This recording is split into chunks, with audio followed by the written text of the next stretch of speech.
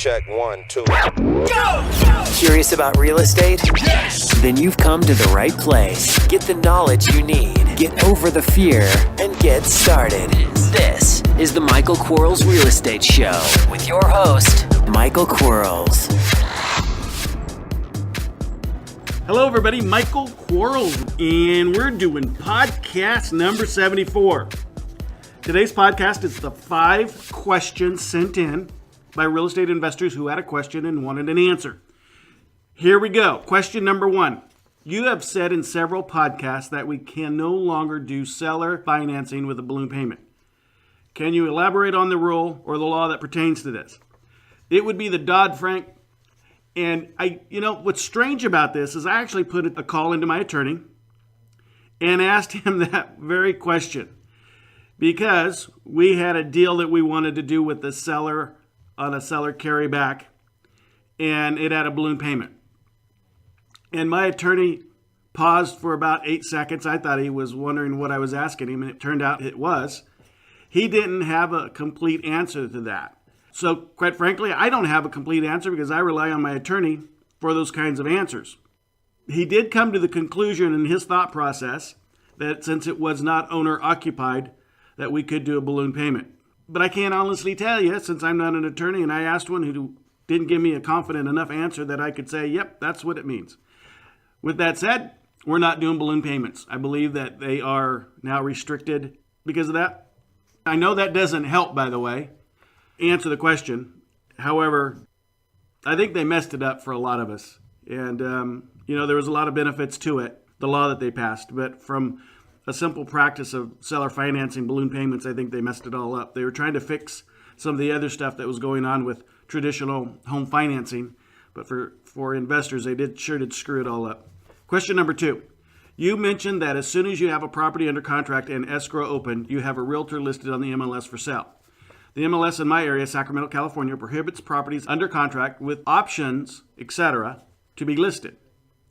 The MLS only allows properties to be listed by the owner of record. This is a headache because you can only sell to a limited number of people on your buyer's list until escrow closes. This is a cash intense and extends the flipping process another couple months. How do you get around this stupid rule? I would really question that stupid rule if it actually exists.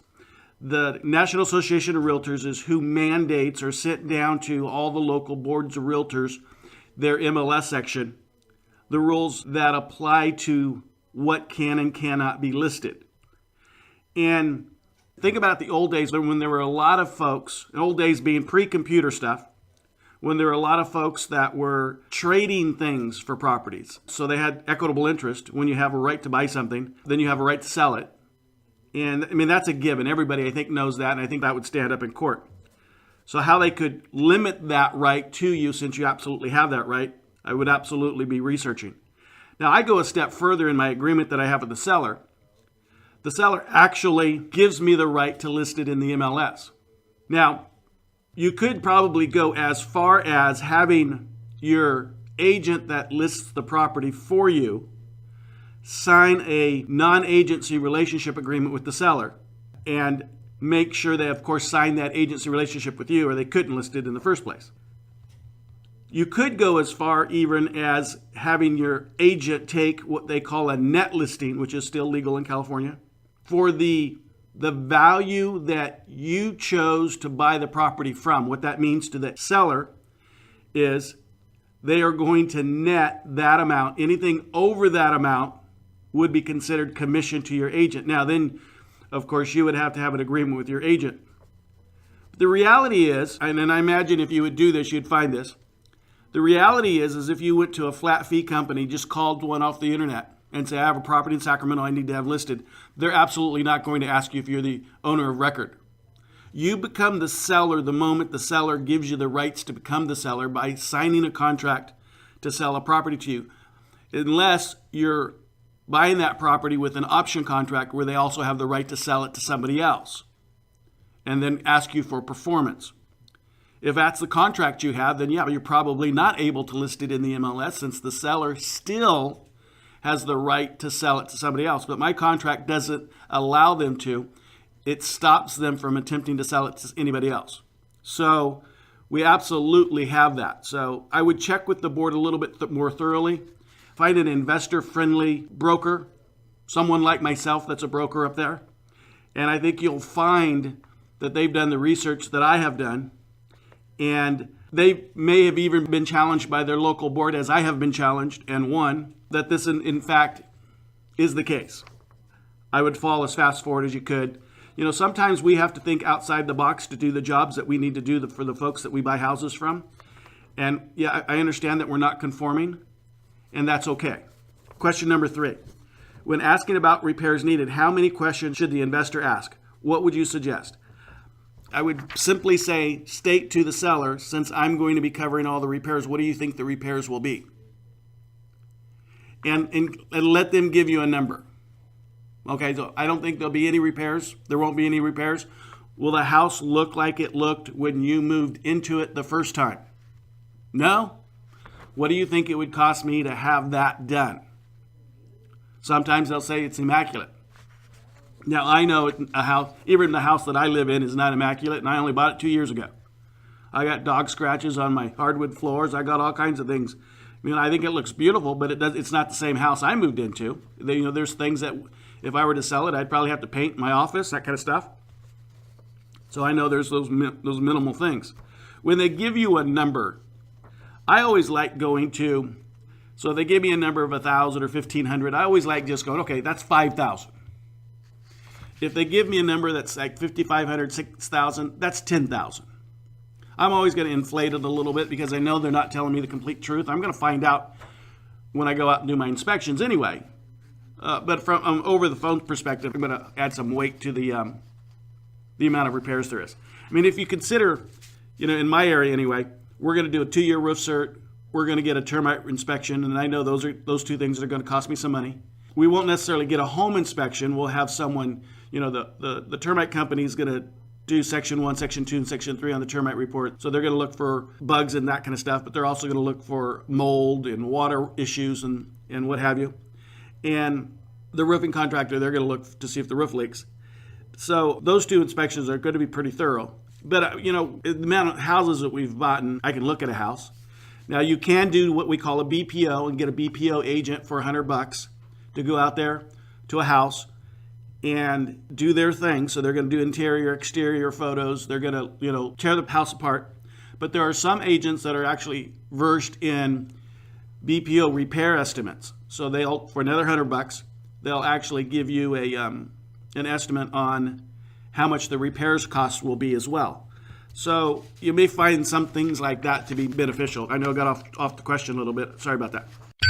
Thanks for listening to Buy, Sell, Fix, Flip. We'll be right back.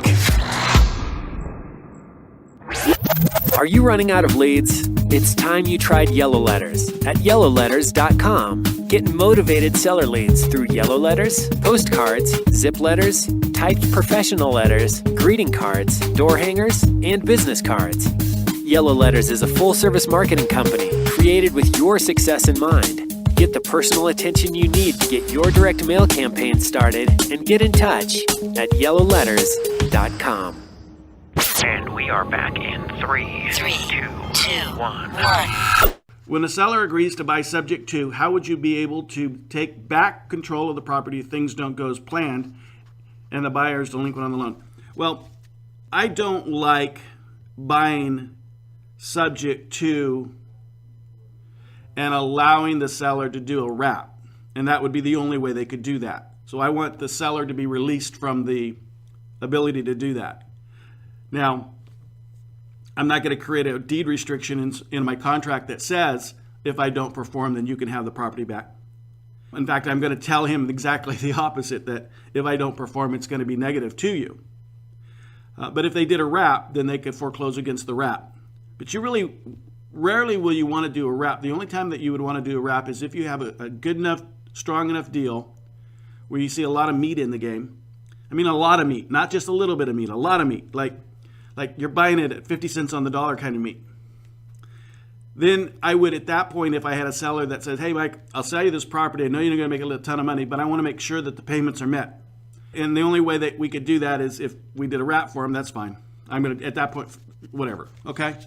Going to stop. Question number 5.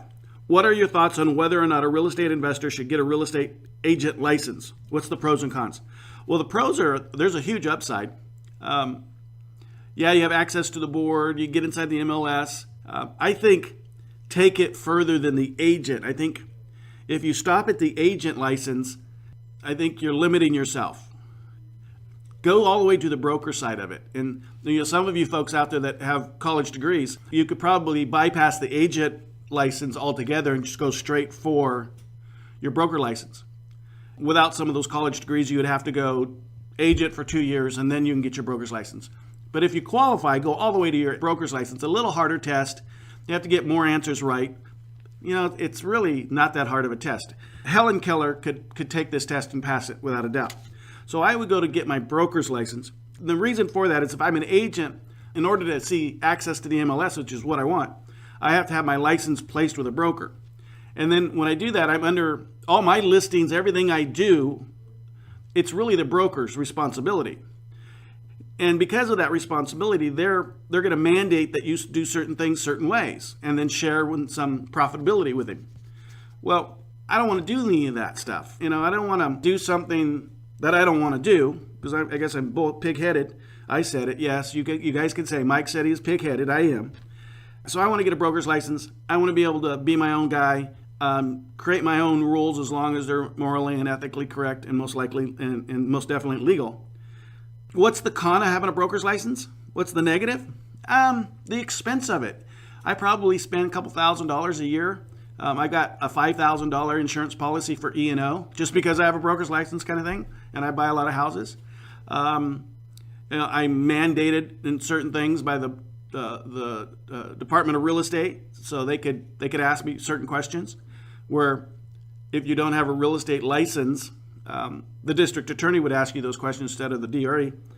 Although I've been audited by the Department of Real Estate 3 times and with shining colors, that's one of the cons that you have is at any time they could come into your operation and say, okay, we want to see your files, make sure that your files are correct and what have you. It's not a big deal. I mean, you just follow systems. You just have those things that are there. So it's just really the costs of both the membership to the MLS, the membership or the cost of the lock boxes because you have to use realtor lock boxes. You can't just use the dial lock boxes in most jurisdictions kind of thing because they want to know who's coming in and out of the house, and that's the only way they can do it is with the computer lock boxes. And those are expensive, but then there's the quarterly fee to have that right to do that. And then you have that E&O insurance, which again I pay about $5,000 a year for. And then ultimately, it's just the regulations that you'd have to adhere to as a broker. But I would absolutely bypass the real estate agent. That's it's good, but there's still some restrictions there that make it a little tough for you. So if you can only get an agent license, get the agent license. Get 2 years later, get your broker's license. And literally, really, guys and gals, and any realtors or agents that are listening will have to be shaking their head up and down yes to this one. It's really an easy test. The broker's test is a 2-part test. It's a morning session, afternoon session. I want to say it's like 200 questions long, if memory serves me correctly, and you had to get 75% of them right. And it's multiple choice. So they give you one of the answers they give you is right. So, think about the odds on it. You don't have to study much. And quite frankly, I hate saying it, but, the stuff that you're studying for your broker's or agent license really has nothing to do with real estate investing. So you're going to sit through some of these online classes so you can actually qualify to take the tests in the first place, which are pretty simple. They're open book. I mean, you just have to do it. It's one of those things. It really doesn't help you invest in property. I mean, you understand, how big an acre is, how long a mile is, and all this, stuff that, you really don't need in the real world of real estate. But that's mandated, so you have to do it. Thanks so much, guys. I really appreciate doing this. I enjoy it.